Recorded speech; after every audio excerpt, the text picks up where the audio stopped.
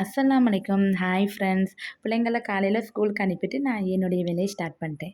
Bedsheet, போர்வை எல்லாம் கடந்துச்சு. நேத்தே ஒருபாடு துணிய போட்டேன். நைட்டு தான் மேக்கோடி, முத்தம் எல்லாத்தையுமே கழுவி விட்டேன் பின்னாடி எல்லாமே. இன்னைக்கு வந்து வீட்ட மட்டும் தொடச்சு விடணும். பெட்ஷீட் எல்லாம் கடந்துச்சு. அதையும் வாஷ் பண்ணி போட்டுட்டு இன்னொரு மிஷினுக்கு நான் சுத்த விட்டுருந்தேன்.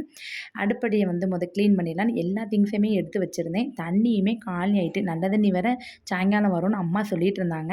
சிலிண்டர் எல்லாத்தையுமே எடுத்து வச்சுட்டு தண்ணி வந்து சாயங்காலம் வரதுக்குள்ளே கிச்சனை கழுவிடலாம் அப்படின்னு சொல்லி எடுத்து வைக்கும்போது அப்பா கால் பண்ணிட்டாங்க. ரசம் கடையில் அரிசி பருப்பு சீனி போடுதாங்கன்னு.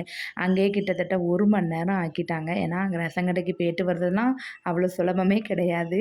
எல்லாத்துக்குமே தெரியும். போயிட்டு வந்துட்டு தான் அவசர அவசரமாக வந்து தம்பி ஒரு 3 மணிக்கெலாம் வந்துடுவாங்க. அவங்க வந்திருக்கும்போது இந்த மாதிரி வேலையெல்லாம் பண்ண முடியாது. அவங்க ஏற்கனவே மெட்ராஸ்லேருந்து வராங்க. டயர்டாக இருப்பாங்க. ட்ராவல் பண்ணிட்டு வருவாங்க. அதுக்குள்ளேயே நம்ம எல்லா வேலையும் முடிச்சிடணும். அவங்க வரும்போது நீட்டாக இருக்கணும் அப்படிங்கிற மைண்ட் செட்டில் எல்லாமே என்னால் முடிஞ்ச அளவுக்கு எல்லாத்தையுமே க்ளீன் பண்ணி வச்சுக்கிட்டு இருந்தேன். க்ளீன் பண்ணி முடித்த பிறகு தான் கிச்சன் வீடெல்லாம் பார்க்கும்போது நீட்டாக இருந்துச்சு. அப்புறம் வாஷ் பண்ண துணி எல்லாத்தையுமே பெட்ஷீட்டுமே காஞ்சிட்டு அதை எடுத்துகிட்டு வாஷ் பண்ண துணி அதுக்கப்புறம் காய போட்டுட்டேன். ஏற்கனவே எங்கள் ஊரில் சரியான காற்று மச்சிலெல்லாம் போட்டோம்னா துணி எந்த வீட்டில் போய் உழுதுன்னு நம்மளால் பார்க்கவே முடியாது. மேக்கோடி வந்து ஒரு கொடி தான் கெட்டி போட்டிருக்கேன். சரி காஞ்ச பிறகு அதுக்கப்புறம் காஞ்ச துணியை எடுத்துட்டு ஈரமான துணியை காய போட்டுக்கலாம் அப்படின்னு சொல்லிட்டு தான் அப்படியே வேலை பார்த்துக்கிட்டு இருந்தேன். நேற்றே வந்து மேக்ஸிமம் வந்து ஒட்டரை அடித்து ஃபேனெல்லாம் தொடச்சி அப்புறம் ஃப்ரிட்ஜெல்லாம் நேற்றே 2 நாளைக்கு முன்னே நல்லா கழுவி விட்டாச்சு.